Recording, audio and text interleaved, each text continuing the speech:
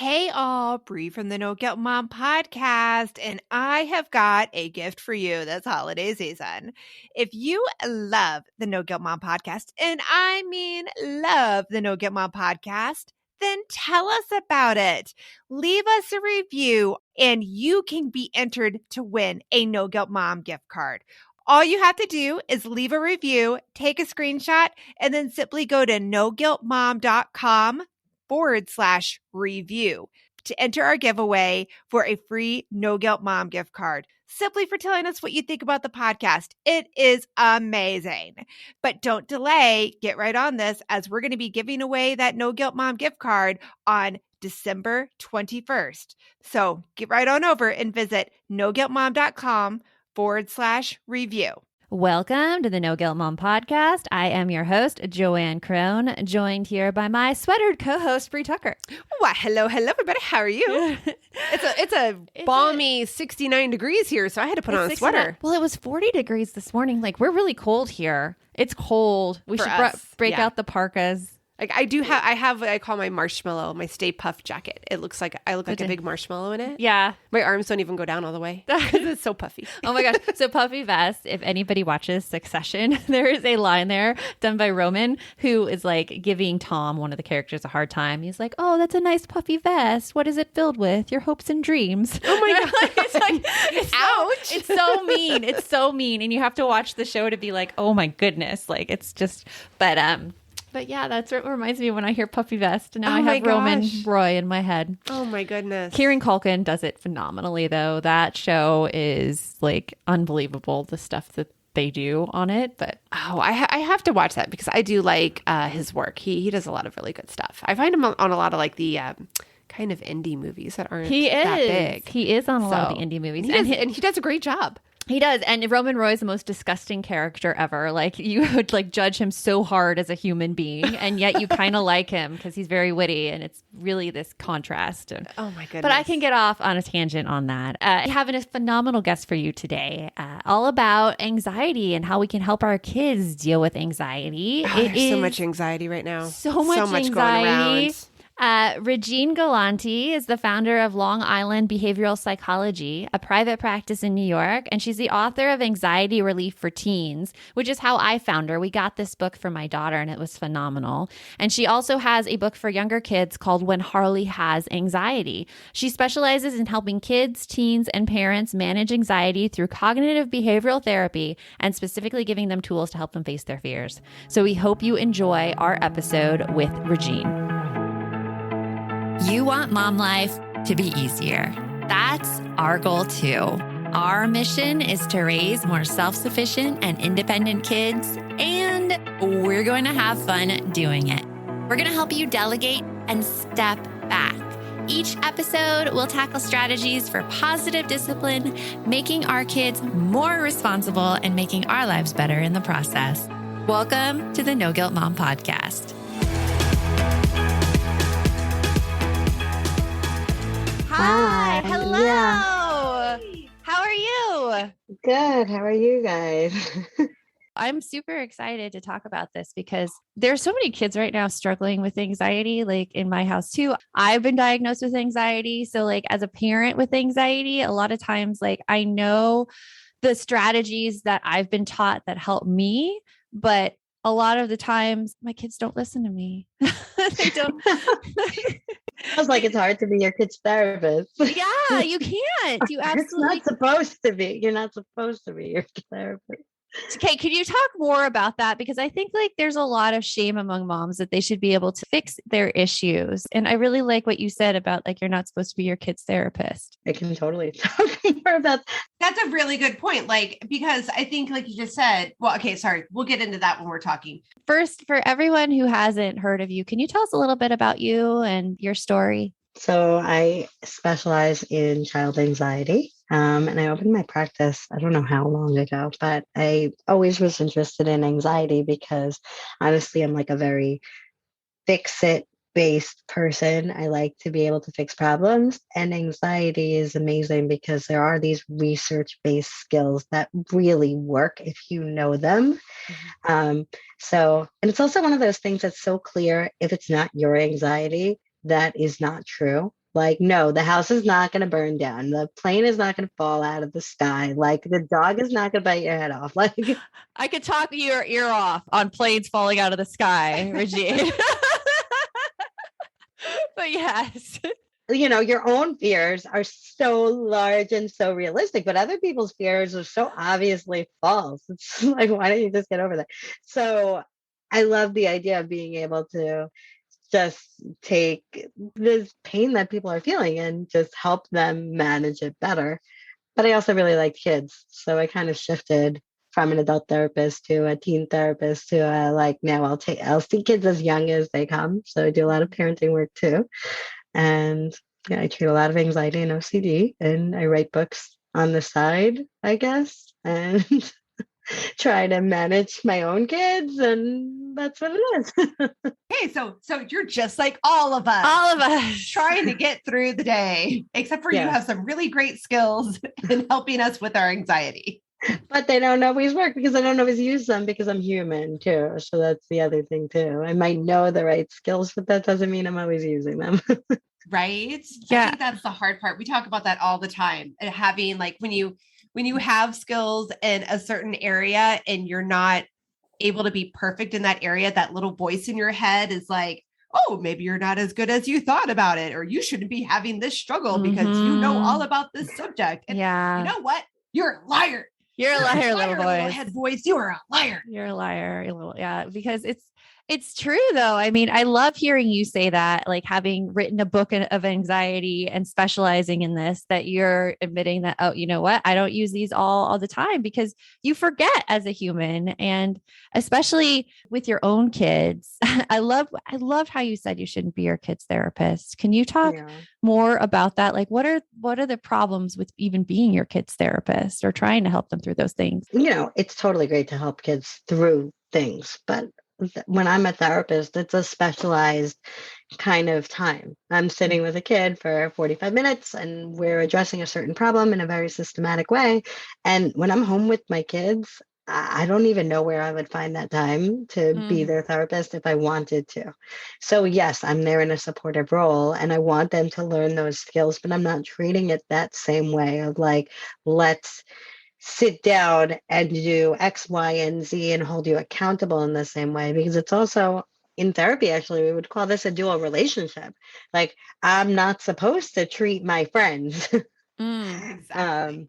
because it's a weird role. Then are you treating me like a mom or are you treating me like a therapist right now? And how am I supposed to know? So, you're not supposed to be able to do it alone, I think. Okay. So I love that you said that too, because like growing up in my family, we didn't have counseling or therapy. Like my family. Yeah. What's that? Yeah, they didn't believe in it. They're like, well, if you have problems, can't you talk to your family about it? Well, in all fairness, like we grew up in the generation where like, yeah, you didn't go to therapy unless. But I had friends in therapy. I remember I had friends in high school in therapy. Oh, really? Yeah. And it was like, it was a weird thing. It was like, oh my gosh, what's wrong with you? I mean, that was the attitude. That's what I was getting at. Like I grew up in the Midwest and like all of us had major issues. All of my friends did, but we all just kept it, tucked down because you didn't talk to your parents about it and you didn't go anywhere for it unless you were just really on the verge of like, I can't handle anything anymore. Yeah. So, wow. Yeah. Yeah. So I like hearing about, especially that dual relationship, how it's like, you're not supposed to, as a parent, be able to fix all the things. It is okay to need outside help, and it is okay to seek outside help because you as a therapist treat it in a completely different way than we can even begin to treat it at home. But there's that evil voice in your head, right? That tells you as a parent that you should be able to fix everything. Mm-hmm. Yeah, but honestly, that's against what anxiety is, because what anxiety is this uncertainty that you don't know what's going to happen. So you can't fix everything because that would require knowing everything. So as a parent and as like the kid experiencing anxiety, there's no magic fixable solution here. It's dealing in uncertainty, which there's no certainty in uncertainty. There's no perfect path. There's no perfect path. Hey, Aubrey here, and I wanted to share one of my favorite gifts to give during the holiday season, a Storyworth book. It is the most amazing gift ever. Storyworth is an online service that lets you create a special and unique gift of someone's story. I've given Storyworth books to both of my parents, and it has been their favorite gift, hands down. And did I mention it is so easy? Storyworth emailed my parents questions every week that I handpicked from their massive list of questions that they have. All my parents had to do was open their email and answer them. That easy. I asked my dad questions like, did you have any rules that you set for yourself as a parent, which you immediately broke? And he did. I even asked both of my parents, are you more like your mom or your dad? And they shared a lot of really amazing qualities that I didn't know about my grandparents at the time. Then at the end of the year, Storyworth compiles all of their answers, puts them into this gorgeous book that covers everything. My parents love showing us their books, and I personally love getting a chance to read them. With Storyworth, I am giving those I love a thoughtful and personal gift from the heart that preserves their memories and stories for years to come. Go to storyworth.com/NGM and save $10 on your first purchase. That's storyworth.com/NGM to save $10 on your first purchase. My son is playing a game right now on his computer where he's a thief and the cops are after him. So I'm so excited about this new app, Give As We Grow, where instead of being the quote unquote bad guys, kids are practicing giving back. That is so cool, Joanne. I really wish that there was something like this when my kids were younger that got them excited about giving back to others and helped them build a better understanding of what it really means to volunteer. Give As We Grow is the first of its kind free educational mobile app for children ages 8 to 11 that teaches kids via fun, service-focused minigame quests to tap into their unique talents and interests to help others. And did you know that studies show that there is a biological connection between generosity and happiness, and that volunteering improves people's physical and mental health? I mean, kids who volunteer typically do better in school and are less likely to engage in risky behaviors. And that is something that I think we all want for our kids. Ready to spark a new movement in generosity? Find and download Give As We Grow for free in the App Store for Android and iOS. And for resources for the whole family, visit giveaswegrow.org. What are some signs that kids and teens are struggling with anxiety? Like, what are signs for parents to look out for? So I think I'll start with what parents think they should be looking out for. Mm-hmm. People think that you're going to expect a very shy kid who's literally just worried about a bunch of things. Mm-hmm. And we'll say that I'm worried about this. And that is sometimes what we see, but anxiety, I like to think about it as there are 3 categories of symptoms. There's the thoughts. So those are the worries. But then you also have a physical reaction in your body and you have behaviors. So the physical reaction is that fight or flight response. So that's shaking or stomach aches or headaches. So physical symptoms are very common with younger kids and often not noticed. So these are parents who will end up taking their kids to the doctor and then the gastro and then the endocrinologist because something must be wrong. And there is something wrong, but it might be anxiety, which doesn't mean it's all in your head. The problem is your head, your brain is inside your body. So you can have a lot of body symptoms also. So there's those symptoms that I think are not necessarily recognized. And then the symptoms that I focus on in my practice are the behaviors. So I look for avoidance when we're talking about anxiety. I look for a kid who's just not doing the things that their peers are doing. So they don't want to go to school. They don't want to go to play dates. They're not necessarily saying, I'm anxious, I'm nervous about this. They're just saying, nope, not doing that. Mm-hmm. And sometimes it even looks behavioral, right? Like it looks like a behavior problem because if you say, let's do this, they'll throw something at you to avoid having to do the thing that they don't want to do. So it's not always, I'm afraid of this, but it is often, I am avoiding that emotion. And when I have to face it, I'm reacting badly. Okay. So I'm hearing a lot of stuff that I am seeing currently. Like when you have a child who is doing those avoiding behaviors, whether it is saying you like nope, I am not going to go. And they like stand there and they scream at you or they throw something at somebody. What can you as the parent do when you probably recognize that it is due to anxiety, but you can't pull a therapist. Yeah, exactly. Exactly.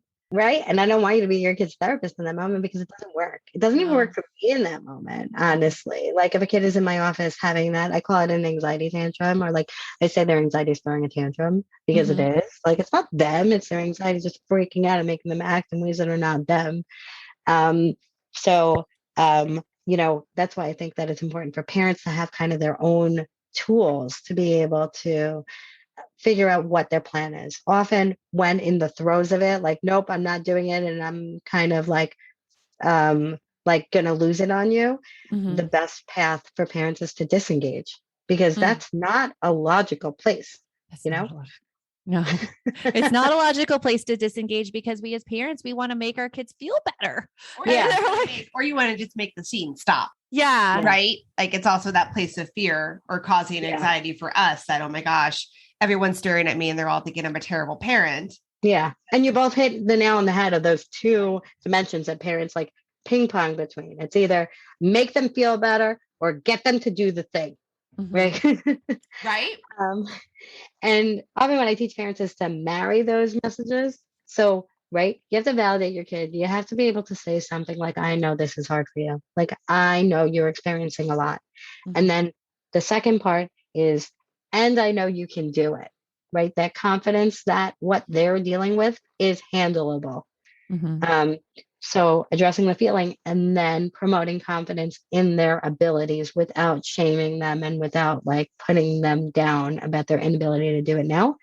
And often what I tell parents is you use that kind of statement. I know this is hard for you. I know you can do this. And then you disengage. Like you're not back and forth. You're not getting no, let's talk about this more. Let's process it. It's then we're getting in the car and we're going. Like I'll be there. Like you're like so I hear the disengage. I know that my tendency at that point, I'm like, what if you try this? What if you try that? Which is like the fixing thing. So say it's something that's happening at home, which I know homework is a huge struggle for kids, for families right now. And a lot of the thoughts that I have seen happen around homework is like, oh my gosh, I can't do this. I'm so stupid at this. Like, why isn't this coming easy to me? Like I've had these conversations and I know that those are the thoughts that are coming from my child. And it's a huge blow up at that time because I'm guessing those thoughts, which are then leading to the behavior and the action. So when you say disengage and I'm here in the same house, how do I disengage that way where I can't like be like, we're going, let's go.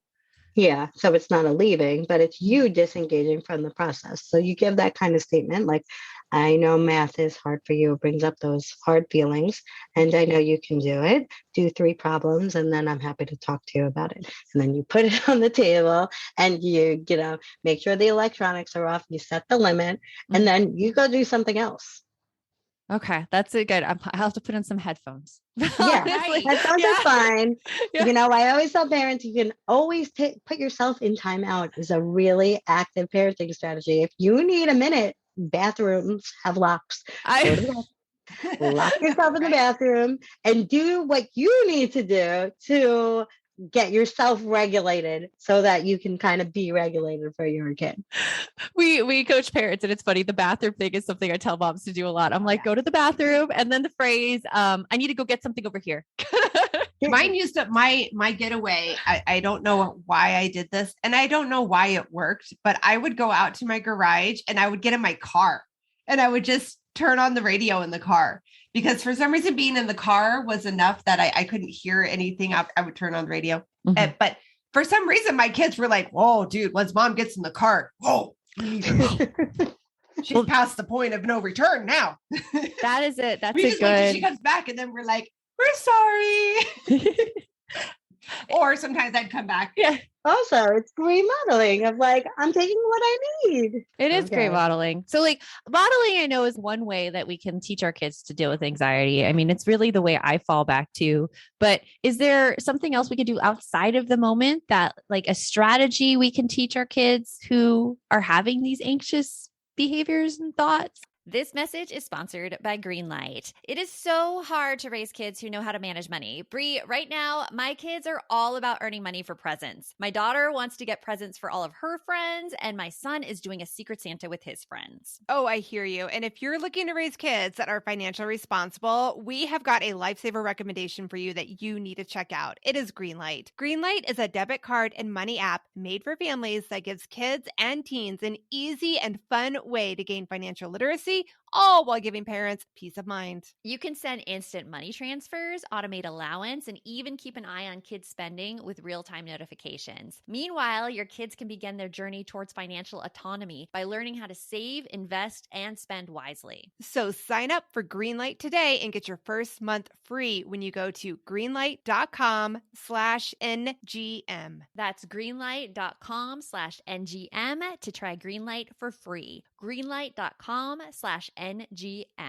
We're hitting that time of year where my brain gets so overloaded in December that I look for anything to make life easier. And I have to say, Brie, that Green Chef is one of those services. Yes, Green Chef is there to take away the dreaded, oh my goodness, what are we going to eat for dinner tonight? You can eat clean all holiday long with over 80 weekly meal options each week, featuring things like quick and easy, protein-packed, calorie-smart, or my personal favorite, the keto options. And you don't have to lose track of healthy eating habits during the holidays because every Green Chef customer gets a free session with one of their registered dietitians who can walk you through how to make clean eating work for you, which is very cool. And I have to say that I have been loving their recipes lately. They put things together I have never thought of. This week, we're trying the lemon basil caper pork with sauteed cauliflower, bell peppers, almonds, and feta cheese, my favorite. Their recipes make it so easy to support my wellness goals without skipping on flavor. For Green Chef's best deal of the year, get $250 off with code NGM250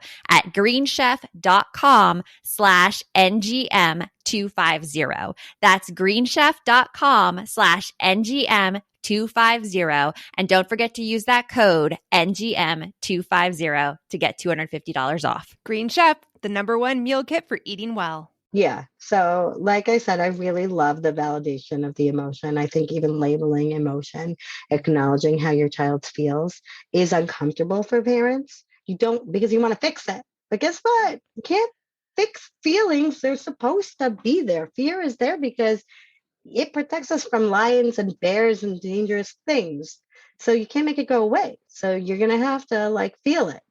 Right. Yes. And then another thing that I really like is outside that anxiety moment, really having goals, like encouraging small steps. So if it's math homework that's causing a lot of anxiety, really when it's not, when at night there's no math homework, sitting down and saying okay, I know this is causing a lot of issues. What's our plan? Is our plan to do it right away and then being able to watch a show? Is it to you need to do 2 problems and we're not worrying about, I can't tell someone don't worry about whether you get it right or wrong because I don't know what if you're worried, then that's, that's okay.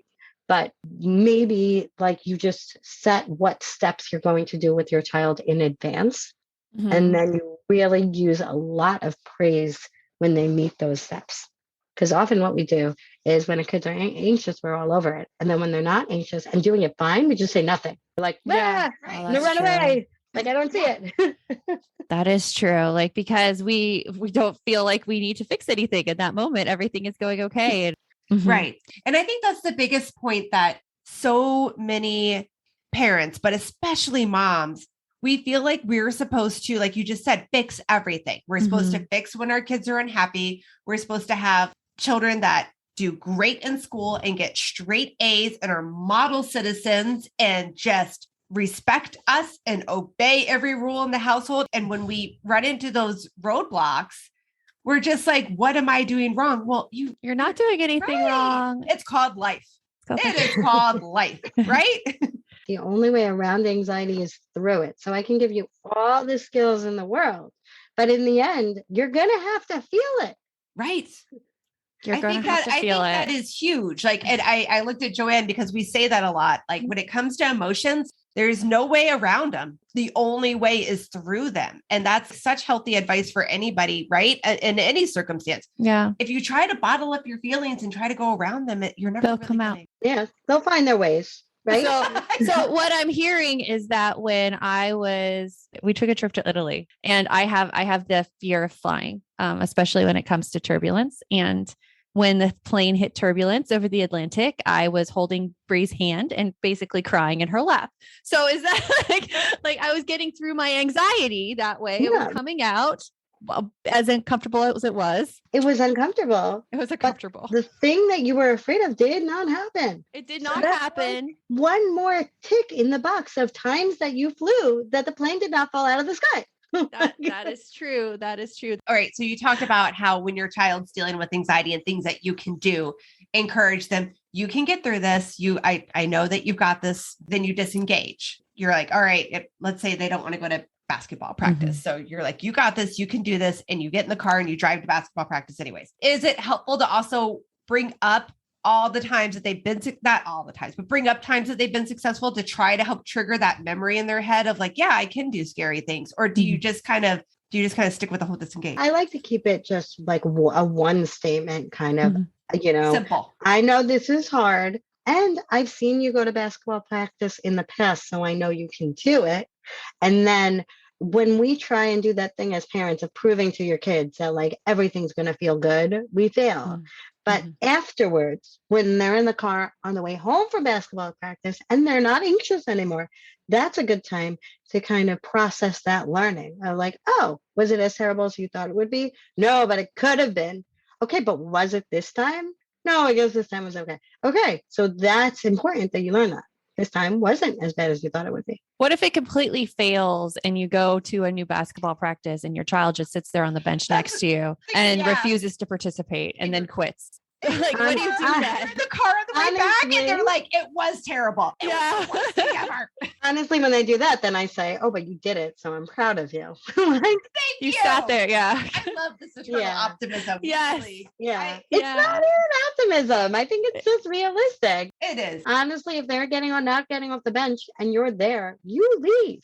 If they don't have a license, they can't follow you. You go wait in the car. You don't have to deal with that. Hard. It's hard, but parenting isn't easy, right? It's not. It's like that is the thing that needs to happen. You cannot be there sitting next to your child trying to be like, it's okay, you could do it. You could do it. Like I have like for a complete hour one time, and I should have just left. But it was so hard in the moment because when you see your child struggling, again, all those feelings that we brought up, the shame, the guilt, everything. It's really hard.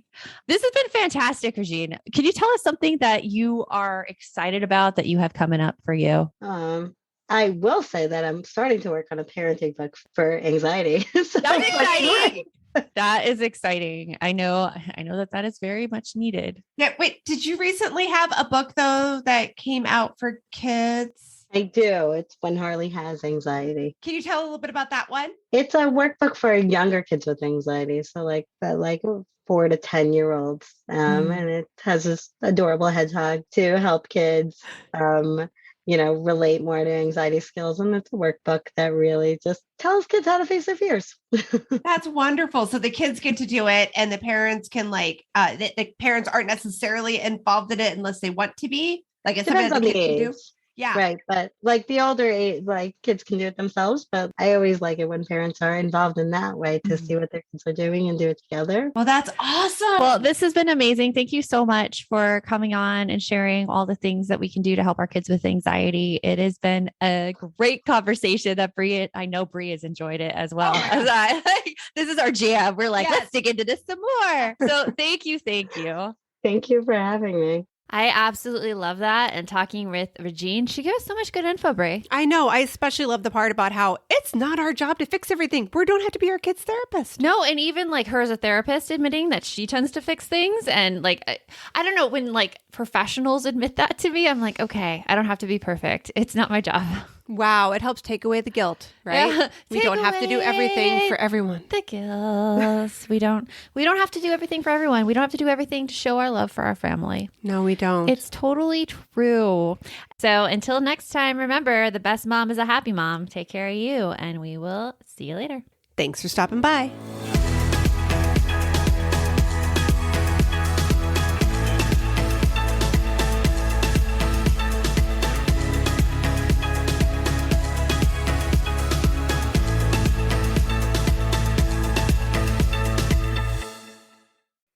Are you looking for something to listen to with your whole family? Then check out 6 Minutes, produced and created by Gen Z Media. With over 200 twisty, cliffhanger-filled episodes, 6 Minutes tells the story of 11-year-old Holiday who is pulled from the icy waters with no memory of who she is or where she came from. 3 years ago, Brinley Pasternak helped the Anders family uncover the truth about Holiday's past. Now she'll need them to help her find the truth about hers. In 6 Minutes Out of Time, the long-awaited sequel, Cyrus Anders is found unconscious near the mysterious Elixir Academy in Florida, and Brinley learns the school may have a shocking connection to her missing mother. Dive in now and get the most downloaded family audio adventure in history. Follow 6 Minutes wherever you get your podcasts. You can listen early and ad-free with the GZM family subscription.